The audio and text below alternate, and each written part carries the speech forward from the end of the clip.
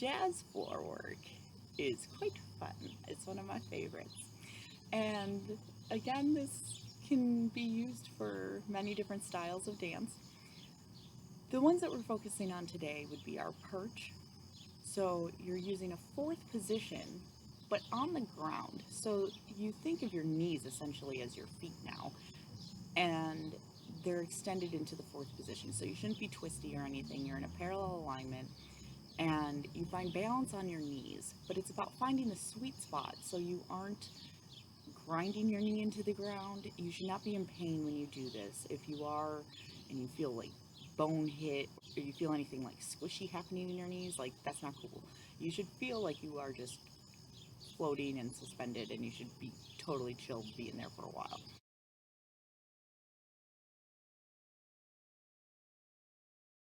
Another floor work item that we're doing today would be our knee hinge. So our knee hinge is, again, parallel alignment. Typically it's done hip distance apart. So the goal here is to try to create a minimum of a 45-degree angle. Knee hinges are done based by degrees, so this is a 45-degree angle, and you have to engage everything. I will often challenge my dancers to see if they can hold it longer than me. Now today I only gave a brief example, so we're not putting that to the test, but I do challenge you to see how long you can hold it, because you're going to feel this in your quads and you'll likely feel this in your core, and trying to hold it in the proper form and not letting anything sink or give away is a little bit challenging. There are other types of knee hinges. I did not demonstrate them today. They can go down to ground level, but that takes, again, more active training and a very detailed approach to make sure that you can do that safely.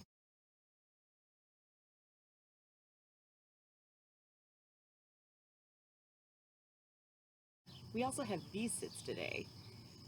I start by typically asking my dancers to stretch out one leg at a time. Feel what that leg is like getting up into the air. Feel how your sit bones are in relation to the ground. You should feel nice and balanced and stable. You should be lengthening out of your hips all the way through your spine to the top of your head. From there, you want to try to extend both legs. You can do this flex, you can add attitudes and stretch everything out. There's a lot of different options, but you should be able to hold a V-sit.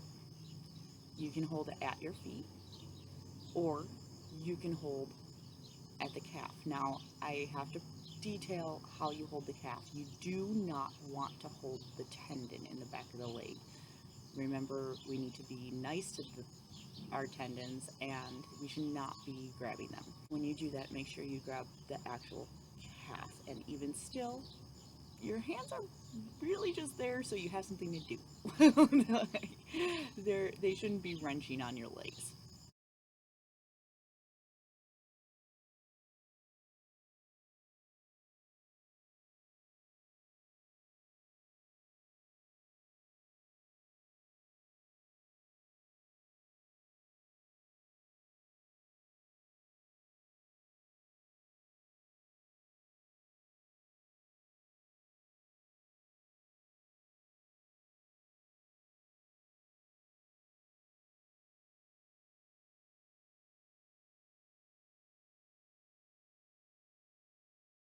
We are ending this video today with stand up and sit down without our hands.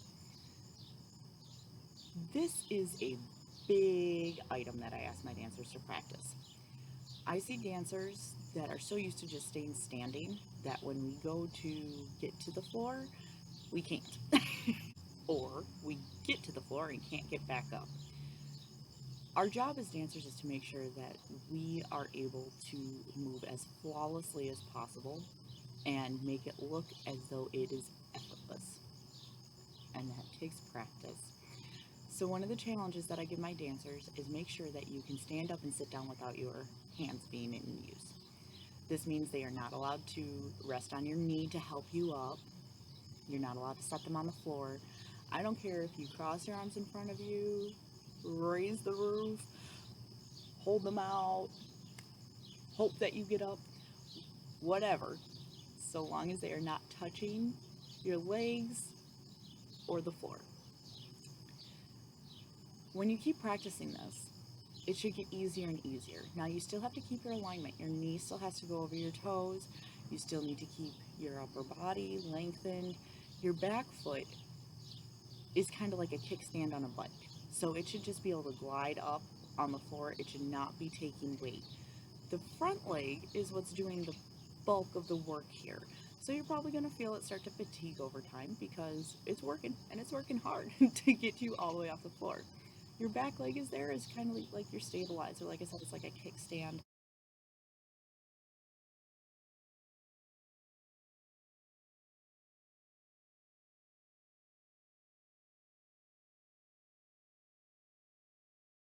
I will see you tomorrow as we talk about our arms. I will see you then.